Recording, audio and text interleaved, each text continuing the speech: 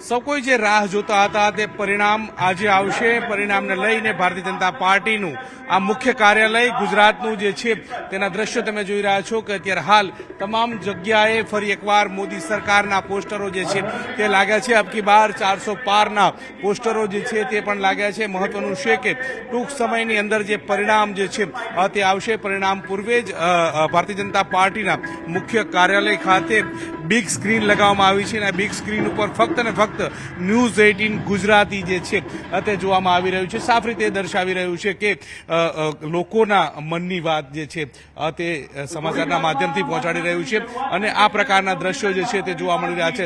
સાથે સાથે બહારનો જે વિસ્તાર જે છે ત્યાં એક મંડપ જે છે તે પણ બાંધવામાં આવ્યો છે કે જેથી કરીને લોકો જે છે કાર્યકર્તાઓ છે મોટી સંખ્યાની અંદર પ્રદેશ કાર્યાલય ખાતે આવે તો ગરમીથી રાહત મળે અને તેઓ આ સીધું દ્રશ્યો જે છે તે જોઈ શકે તે પ્રકારની વ્યવસ્થા જે છે તે કમલમ ખાતે કરવામાં આવી છે. જો કે રાજકોટની ઘટના બની છે તેને લઈને ભારતીય જનતા પાર્ટી ઉજવણી નહીં કરે, પરંતુ કમલમના કાર્યાલય ખાતેના દ્રશ્યો જોવા મળી રહ્યા છે કે જ્યાં બિગ સ્ક્રીન મૂકી અને લોકો અહીંયા આવે અને પરિણામ નિહાળી શકે તે પ્રકારની વ્યવસ્થા ગોઠવવામાં આવી છે. કેમેરામેન હરીશ શર્મા સાથે ગૌતમ શ્રીમાળી, ન્યૂઝ 18 ગુજરાતી, અમદાવાદ.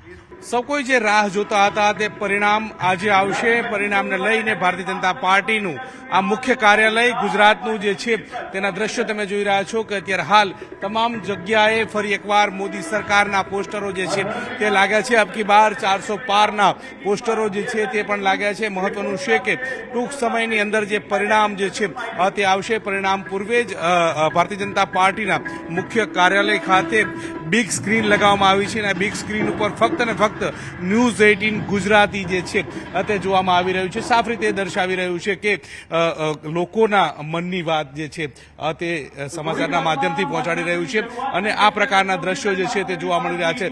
સાથે સાથે બહારનો જે વિસ્તાર જે છે ત્યાં એક મંડપ જે છે તે પણ બાંધવામાં આવ્યો છે કે જેથી કરીને લોકો જે છે કાર્યકર્તાઓ છે મોટી સંખ્યાની અંદર પ્રદેશ કાર્યાલય ખાતે આવે તો ગરમીથી રાહત મળે અને તેઓ આ સીધું દ્રશ્યો જે છે તે જોઈ શકે તે પ્રકારની વ્યવસ્થા જે છે તે કમલમ ખાતે કરવામાં આવી છે. જો કે રાજકોટની ઘટના બની છે તેને લઈને ભારતીય જનતા પાર્ટી ઉજવણી નહીં કરે, પરંતુ કમલમના કાર્યાલય ખાતેના દ્રશ્યો જોવા મળી રહ્યા છે કે જ્યાં બિગ સ્ક્રીન મૂકી અને લોકો અહીંયા આવે અને પરિણામ નિહાળી શકે તે પ્રકારની વ્યવસ્થા ગોઠવવામાં આવી છે. કેમેરામેન હરીશ શર્મા સાથે ગૌતમ શ્રીમાળી, ન્યૂઝ 18 ગુજરાતી, અમદાવાદ.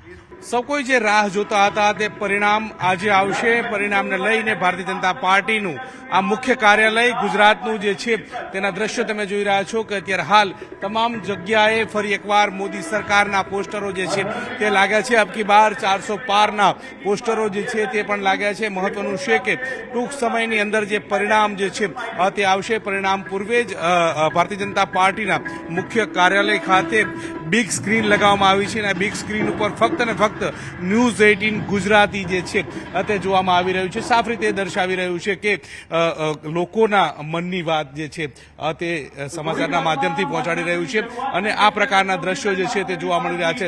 સાથે સાથે બહારનો જે વિસ્તાર જે છે ત્યાં એક મંડપ જે છે તે પણ બાંધવામાં આવ્યો છે કે જેથી કરીને લોકો જે છે કાર્યકર્તાઓ છે મોટી સંખ્યાની અંદર પ્રદેશ કાર્યાલય ખાતે આવે તો ગરમીથી રાહત મળે અને તેઓ આ સીધું દ્રશ્યો જે છે તે જોઈ શકે તે પ્રકારની વ્યવસ્થા જે છે તે કમલમ ખાતે કરવામાં આવી છે. જો કે રાજકોટની ઘટના બની છે તેને લઈને ભારતીય જનતા પાર્ટી ઉજવણી નહીં કરે, પરંતુ કમલમના કાર્યાલય ખાતેના દ્રશ્યો જોવા મળી રહ્યા છે કે જ્યાં બિગ સ્ક્રીન મૂકી અને લોકો અહીંયા આવે અને પરિણામ નિહાળી શકે તે પ્રકારની વ્યવસ્થા ગોઠવવામાં આવી છે.